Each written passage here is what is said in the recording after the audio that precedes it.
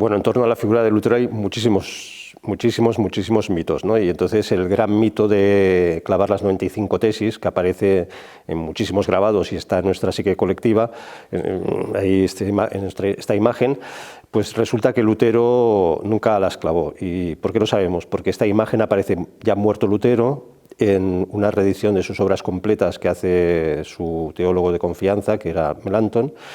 Y Lutero durante toda su vida siempre era un bravucón, contaba todas sus peleas con Roma, con la Iglesia Católica, tenía discípulos que eran estupendos litógrafos y pintores, si hubiera ocurrido, eso se hubiera reproducido desde el primer momento como aparato propagandístico, con lo cual es evidente que fue un mito. Es verdad que sí quema la bula papal que le condena a él, y esto sí que se hace una quema pública, y esta imagen sí también está reproducida, pero este hecho sí que fue real. Lutero en principio no clava las tesis, sino que escribe una carta a su obispo, muy humildemente, muy servicialmente, y además era un procedimiento muy habitual. Cuando un eclesiástico quería proponer un tema teológico a debatir, en este caso las indulgencias, se escribía al obispo y se proponía una discusión pública entre teólogos sobre este tema. Esa carta sí que se conserva y el tono es absolutamente displicente, obediente, humilde. Será un poco más tarde, años más tarde, cuando Lutero se crece porque se siente protegido por el poder político, los príncipes alemanes, unos cuantos príncipes alemanes, y en ese momento él se siente, digamos, un ariete contra el emperador y contra la Iglesia Católica. Entonces es cuando ahí aparece el Lutero que conocemos, que bravucón, desabruptos. En principio hay un acogimiento político, hay un interés político por parte de los príncipes que tienen que pagar impuestos al emperador, tienen que pagar impuestos al pontificado, y ellos buscan una libertad económica, asentar su poder frente al emperador. De hecho, Lutero va a servir para desgajar todo el Sacro Imperio Romano Germánico, es un tema absolutamente político. Pero luego también Lutero, en una carta a Erasmus, le escribe: a mí el tema de las indulgencias nunca me ha importado, ¿no? Nosotros creemos que era lo importante, y él reconoce que nunca le ha importado, y dice: a mí lo que me interesa es demostrar el servo arbitrio, esto es, que el hombre no tiene libertad. Y esto le va muy bien para justificar sus propias pasiones, porque Lutero al final, como Calvino, sospechas que toda la teología que les envuelve, toda la teología que elaboran, en el fondo es para justificar sus propias pasiones.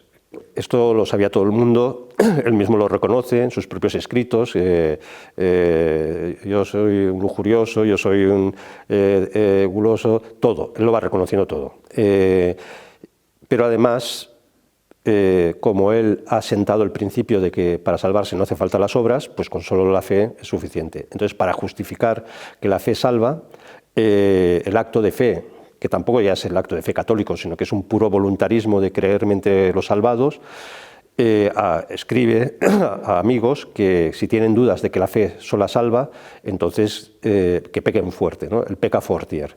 Entonces, si tú tienes dudas que por la fe te vas a salvar, pues peca, y lo dice así literalmente, sería bueno pecar, fornicar 1000 veces al día, porque es una forma de adiestrarnos en este voluntarismo.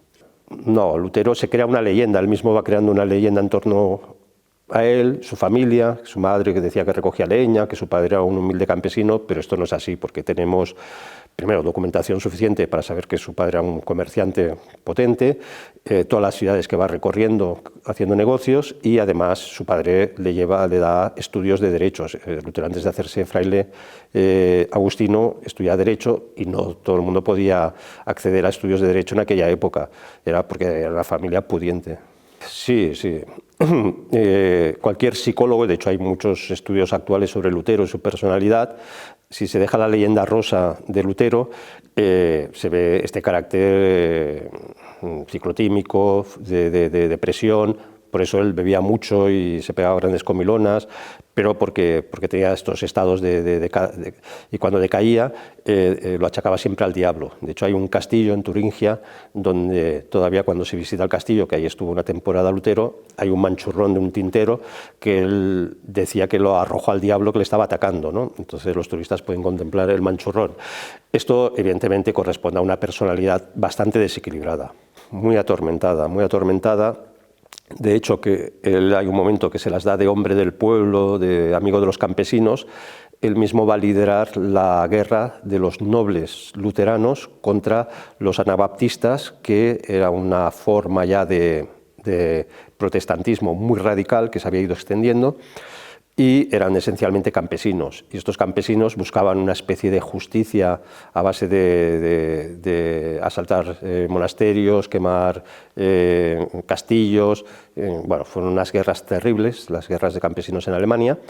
Y Lutero, viendo que no le obedecían a él, pues decide escribir unos opúsculos llamándolos, bueno, de todo, perros rabiosos, tenéis que morir, os vamos a exterminar.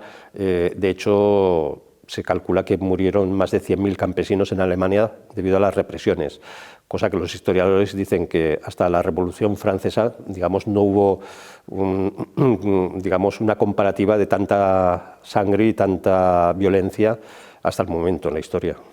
Probablemente. Sí, hay una leyenda rosa que escriben evidentemente los hagiógrafos protestantes, que dicen que Lutero murió pausadamente, muchos días en la cama, meditando sobre la obra que había fundado, que era el luteranismo, evidentemente, pero ya desde el principio aparecen biografías que cogen como testimonio su propio criado, donde el criado afirma que entra en la habitación donde estaba durmiendo Lutero, que estaba de viaje, y regresaba a su casa, y lo encuentra ahorcado. Entonces es curioso que estas biografías y estudios parecidos se han ido replicando durante varios siglos, pero ya con los ambientes actuales ecuménicos, digamos, esto ha quedado como oculto, ¿no? Y tenemos esta historiografía que es claramente una historiografía seria, ¿no? Sí, esto es muy, también cosas que se han ocultado sobre el luteranismo. Hemos de pensar que el Partido Nacional Socialista tenía a Lutero como padre de la nación alemana. El partido nazi celebraba el Lutherstag, que es el día de Lutero, donde se conmemora el nacimiento de Lutero. Y, curiosamente, la noche de los cristales rotos, donde en Alemania se atentan contra las tiendas judías, se hace el día de Lutero, ¿no? Y entonces incluso quedan recogidos testimonios de los obispos luteranos, donde se agradece, digamos, la comprensión de los nazis hacia su espíritu y al revés, ¿no? Entonces los alemanes, los nazis habían bebido mucho de Lutero. De hecho hay carteles electorales de 1933 con la esvástica detrás y Lutero enfrente, y lo tenían como padre de la nación por este odio antisemita que tenía Lutero. De hecho tiene unos opúsculos terribles contra los judíos, también incita a los príncipes alemanes a que sean expulsados de los principados del Sacro Imperio Romano Germánico, pero además también porque se supone que Lutero es el padre de la lengua alemana tal como la conocemos. En época de Lutero había cientos de dialectos germánicos que muchas veces entre ellos ni se entendían, y él, traduciendo la Biblia a un estándar, crea un estándar del alemán, que es el que beben actualmente, o bebió el nacionalismo del 19 y luego la Alemania nazi.